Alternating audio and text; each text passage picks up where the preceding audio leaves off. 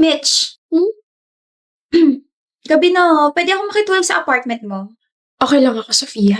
Basta ko hindi. Hindi ko iiwan yung best friend ko after niyang irat lahat ng mga hinanakit niya sa buhay. Kaya kung sa ayaw at sa gusto mo, matutulog ako ngayon sa apartment mo. Mitch! Mitch! Nak! Papa? Hindi ka na gumalaw dyan sa kinauupuan mo. Ang sabi ko, tapos na kitang i-paint. Maganda ba? Ang ganda! This is a masterpiece. Galing ko, no? Alam niyo po, pagtanda ko, I'll be a painter din. Sabay tayo magpe-paint. Opo. O sige, kung yan ang gusto mo, dyan kita susuportahan. Mama, bumili po ako ng materials. Sabi ni Papa, magpe-paint daw po kami pag uwi niya eh. Ma? Bakit po, Ma? Patay na ang papa mo. Oh? Bumibili siya ng materials for his next painting. Tapos biglang pinasukan na magnanakaw yung tindahan. He fought back. Pero nasaksak siya na ilang beses. Mitch! Nananaginip ka. Magbubura muna dapat ako ng makeup tapos naririnig kita tinatawag mo si Tito. Napanaginipan ko si Papa. Huh? And I just realized something. Kaya pala sabi ng ex ko na I don't know how to live with the people around me. Kasi I stopped living when Papa died. That's when my life started to fall apart. Even Mama became so hard to herself that it affected me. Everything became so blurry. Everything became black and white. Alam mo ba na Papa's last painting was me? Na-impluwensyahan niya ako. Oh, Mitch. And now I finally realized kung ano yung gusto kong gawin. Gusto ko mag-paint. Gaya ni Papa. Tinulungan niya ba ako by appearing in my dreams, by showing me how to live with pain and happiness? Na I have to continue living? Miss ko na siya, Sofia. Miss ko na si Papa. Oh my gosh! Nag-resign ka? Kahapon lang and I just left. Wala naman kasi ako ka-close doon. Ayaw sa akin ng boss ko, ayaw sa akin ng mga katrabaho ko. Edi, Babay. Alam mo, akala ko dun ka na mamamatay kasi tanggap ka lang ng tanggap ng trabaho sa kanila eh. Hindi ka nagre-reklamo kapag ganito ganyan. Thank you at nakaalis ka na! oo eh. Ano nang gagawin mo ngayon nag-resign ka na? We'll still try to figure life but may nagbago. Alam ko na kung ano yung gusto kong gawin. Hindi ka muna magtatrabaho? May ipon ako, Sofia. Kaya ko sarili ko. Iiwan mo na ako, Mitch. I will paint, I will rest, and I will take my time. Away from all the people who kept on pressuring me, away from my toxic neighbors, away from my ex, away from the city, away from my past work, away from the boring memories I created. Eh di boring ako. You are an exception. Best friend kita, duh. I'm starting to live again. So, I'll be fine alone, exploring the beautiful things around me. Alam mo, ngayon ko na lang ulit nakita yung ngiting yan. Thank you, Mitch.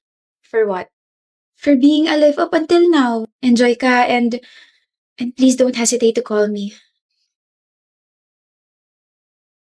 Ganda ng mural na gawa mo. Iba ka talaga, Mitch. Salamat ho. Ako naman next ha, yung pader sa likod ng bahay ko. Gusto ko flowers. Yung malalaki. Opo. Sobra po yung bayad niyo sa akin. Ang galing-galing mo kaya magpinta. Basta okay na yun. Ano ba yan, Aling Narcy? Pero, nabalitaan ko, babalik ka na pala na Maynila, Neng? Opo. After 4 years, babalik na po ako. Feeling ko rin po kasi naiinip na yung best friend ko dun eh. Masaya ka na ba? Okay ka na ba? Okay na po ako. Sobrang okay na po ako. Dalaw ka ha. Mamimiss ka namin dito. Siyempre naman po. Pakilagay na lang po dyan. Thank you. I'm back. Mitch, Give me a hug, best friend. you've changed a lot. Kamusta ka na? Okay na ako, Sofia. Actually, bago ako pumunta rito, pumunta muna ako sa sementeryo. Dinalo ko sila mama at sila papa. Sinabi ko sa kanila na okay na ako, masaya na ako, buhay pa rin ako, tsaka Nagpipintura na ako ng mga murals. I'm so proud of you.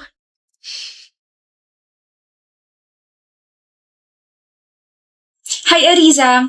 Gawin mo yung assignment ko sa history. Sandali lang, Carmi. May gagawin kasi ako. Mas importante pa ba yun kasi sa grades ko? You promised me na babawi ka sa akin. Remember? Tinulak mo ako last week. Hindi ko sinasadya yun. Sinabunutan mo kasi ako. Nasaktan pa rin ako. Nagkabukol pa rin ako. Now do my assignment or else ipapahiya kita. Kunin din palang dami pang arte. Carmi naman. Huwag kang ganyan kay Ariza. Ang sweet talaga. Nandito na yung savior mo, Ariza. You're so lucky na meron kang science sa buhay kasi kung wala, baka pinaglalamayan na kita. Joke! Sorry kung ginaganon kang Carmi. She's just jealous and insecure. Ayos lang, Sayan. Ginagawa ko naman yung turo mo sa akin. Pasok sa kanang tenga, labas sa kaliwang tenga. Gina ako nagagawa ng assignment niya. Ariza, kain ka muna. Thank you, Sayan. Pwede ba kitang ihatid mamaya uwian? Don't worry, may sasakyan ako para hindi hassle sa'yo. Pwede naman. Sige, thank you. Yes. Kinikilig ka masyado pangit. Carmi, walang karapatang kiligin ng mga pangit na katulad mo. Do you really think na makakakuha ka ng happy ending gaya ng iba? Gaya ko? In your dreams. Bakit ba galit na galit ka sa akin, Carmi? Ano bang ginawa ko? Ayoko lang sa'yo. Ayoko ng pangalan mo. Ayoko ng itsura mo. Lahat. Ayoko sa'yo. You annoy me so much, Ariza. Kaya as much as possible, get out of my sight. Or, mawala ka na lang kaya sa mundo. Tinatry ko naman na hindi magpakita sa'yo pero ikaw tong lapit ng lapit sa akin. Sumasagot ka pa. Kung tapalan ko kaya yung bibig mo. Pero ayos lang. Mawawala din yung tapang mo. Ano, napapal na ba sa'yo? I think so. You think so? Sayang naman, you're so slow. Kailangan niya nang masaktan. Umamin ka na mamaya paghatid mo sa kanya, okay? Tapos halikan mo siya sa pisngi, then after a week, dump her.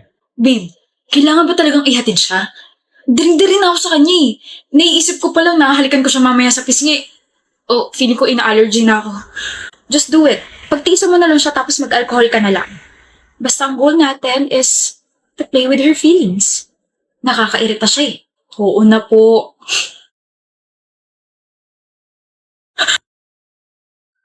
Ariza! My gosh, akala ko kung sino nasunod sa akin. Where's Sayan? Sayan? Tsaka ano nangyari sa'yo? I thought hahatid ka niya. Paano niya ako ihahatid kung hindi na siya nahinga? What? Yung boyfriend mo ako ang hina.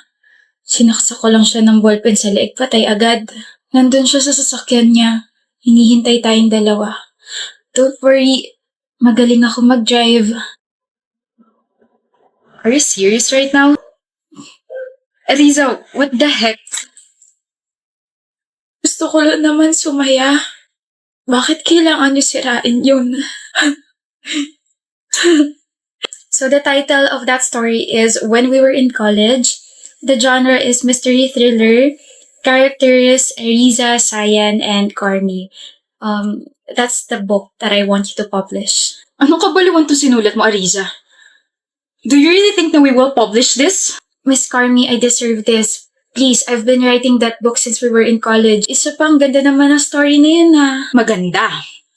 Isa ako sa mga characters at lahat ng mga nandito ay nangyari sa totoong buhay. Sa tingin mo, hahayaan kitang sirain yung reputasyon ko? Sige nga, ano maganda rito? Si Ariza na nasa libro, namatay siya doon. Pero nabuhay ka naman sa pagkakapalo ko sa ulo mo dati Kaya lahat na nandyan sa libro ko, hindi nangyari sa totoong buhay.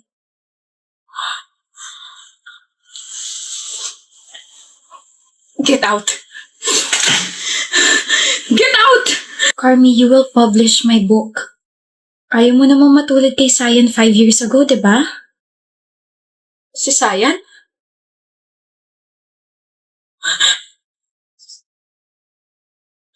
I'm going to call the police. Makukulong ka. I understand. Yeah, call them. Tandaan mo lang na yung ginamit kong ballpen sa kanya, kay Sayan, may fingerprint mo yun. Bakit niyo kasi ginawa sa akin yun, Carmi? Bakit niyo ako pinaglaruan? E di sana wala tayo sa ganitong sitwasyon, di ba? Sana makarinig na ako ng good news after 1 week, okay? Ipapublish mo ang libro ko.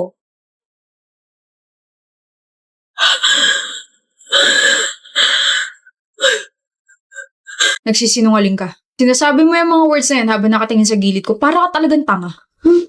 Ano ba yan? Nahalata mo agad. Wala na siya. Safe na ako. Wala na siya. Sino? Gusto kita, Lucas. Gusto kita na ikaw yung poprotekta sa akin. Elaborate. I have a stalker. Matchmate natin. Stalker? Na-report mo na ba? Twice, pero mas naniwala sila dun sa lalaki. Kailan pa to? Last week, I tried different methods. Nireport ko siya, nag-iiba ko ng way, pero nandun pa rin siya. Then last night, he tried to open the door. Ano? Saan ka pupunta? Bubugbugin niyo si Raulong yun. May right timing naman siguro. I'm so sorry, Lucas. I'm sorry if ikaw yung napili ko. I'm sorry if binigyan kita agad ng responsibilidad. Pero kasi I have my reason naman kung bakit ko ginagawa to. You have a reputation. Varsity ka ng isang football team. Sikat na sikat ka. He won't try to hurt you, okay? Kaya sa'yo ako didikit hanggang sa mawala siya. How about your parents? Patay na sila parehas eh. Only child ako. My other relatives are in the province, so I have to survive alone. Hindi ka na alone. Kasama mo na ako ngayon eh. Good morning. Morning! Ako na bag mo. Anong ginagawa mo rito? Sinusundo girlfriend ko. Kinikilig ka? Eh, syempre, nag-e-effort ka na sumabay sa deal natin eh. Tara. So, totoo nga boyfriend mo siya, Iris? Ganda ko, no? Sabi ko naman sa'yo eh, ako yung pumatol sa kanya. Diba, Lucas? Here's your bag. See you later. Reese. Riz daw? May pet name ka, hayop. Kakinikilig ako. Ang bantot ng Riz, palitan mo. Ayoko nga. Lucas? Ayaw mo nun? Ako lang yung tumatawag sa'yo nun. Nakakilig kaya? Ayaw mo ba ng bebu? Bebe? Baby? Sweetheart? I love. Too sweet. I agree. Reese na nga lang kasi. Okay. Bahala ka sa gusto mo. Lucas Papaw. Lulu? Kaskas. Ha? Alam ko na. Luka, Luka. I think I'm gonna die. I'm super genius. Luka, Luka. Luka, Luka. Wait! Ba nagsasawa sa mukha ko, Lucas? Kasi imagine mo 4 months na tayong magkasama. Madalas kaya ako nagsasawa sa pagmumukha mo. Napaka-honest mo talaga, no? Hindi ka ba aware? Na ano? Ikaw to nag-declare na boyfriend mo ako tapos hindi mo alam kung anong araw bukas? Friday bukas. Mansa rin natin bukas.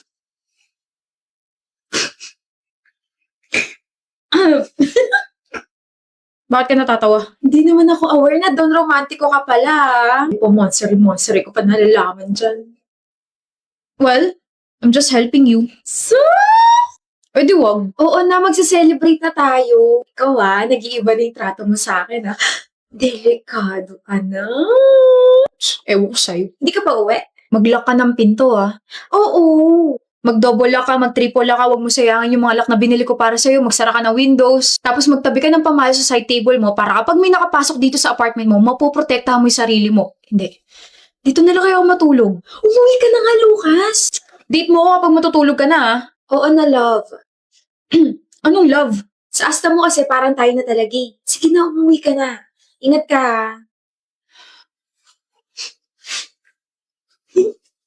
OMG, galing ba yan kay Lucas? Hindi galing kaya sa akin to. Ibibigay ko sa kanya kasi matcha rin namin ngayon. Iris? Si Lucas. Hindi mo pa ba nababalitaan? Yung Nasaksak si Lucas kagabi. Huli namin balita. Critical siya.